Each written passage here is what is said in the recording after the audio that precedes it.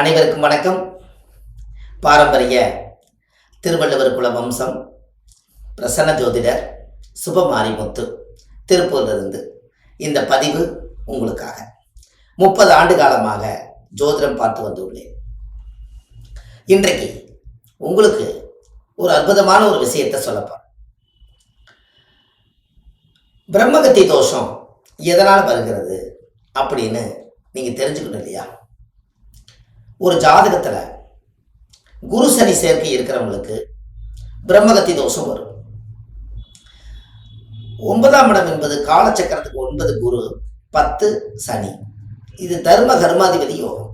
இந்த குரு சனி சேர்க்கை இருக்கிறவங்களுக்கெல்லாம் பிரம்மகத்தி தோஷம் கட்டாயம் உண்டு. அதுக்கு உங்க வாழ்க்கையில இந்த பிரம்மகத்தி தோஷத்தை நம்ம சுத்தப்படுத்தணும் அல்லவா? அதுக்கு நம்ம ஏதாவது நம்ம கர்ம நம்மளை விட்டு போகணும்னா நம்ம ஏதாவது தானம் பண்ணா தானே நம்மளை விட்டு போகும். அதுக்கு ஒரு எளிமையான ஒரு பரிகாரம் சொல்றேன். பிராமணருக்கு ஒத்த பிராமணருக்கு வெள்ளி சொம்பு, பித்தாள சொம்பு, காப்பர்ல சொம்பு, இந்த 3 சொம்புலையும் பச்சரிசி போட்டு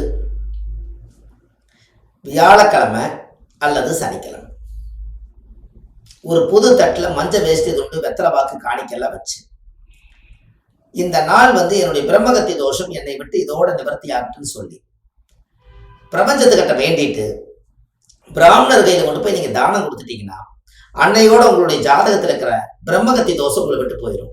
நம்மளுடைய புத்தி தெளிவாகும், புத்தி கூர்மையாகும். அவர் காலத்தொட்டு கும்பிட்டு வந்தீங்கன்னா அவர் ஆசீர்வாதம் பண்ணா அந்த குரு தோஷ நிவர்த்தி ஆகும். அதுக்கப்புறம் குருதான் மூளை, அதுக்கப்புறம் உங்களோட தெளிவான எண்ணங்கள் இருக்கும். இது நீங்க பார்த்துருக்கீங்களா? பிரம்மகத்தி தோஷம் இருக்கிறவங்களுக்கு இது எளிமையான பரிகாரம். இந்த எளிமையான பரிகாரத்தை மக்களுக்காக நீங்க செஞ்சு இதை பலன் அடைஞ்சீங்கன்னா உங்களோட வாழ்க்கையில நீங்க முதல் தெளிவாயிருங்க. இதை கண்டிப்பா ஒரு முறை நீங்க இதை செஞ்சுட்டு வாங்க. இந்த பிரம்மகத்தி தோஷத்திலிருந்து நீங்க விடுபட்டு உங்க வாழ்க்கையில உங்களுடைய எண்ணம் போல உங்களுடைய வாழ்க்கை நல்லா இருக்கும். கண்டிப்பா இதெல்லாம் பாருங்க. நம்ம ஆன்லைன்லயே நம்ம ஜாதகம் பார்க்கணும். வள்ளுவர் வாக்குன்னு யூடியூப் சேனல்ல போனீங்கன்னா நிறைய பதிவுகள் கொடுத்துருக்கேன்.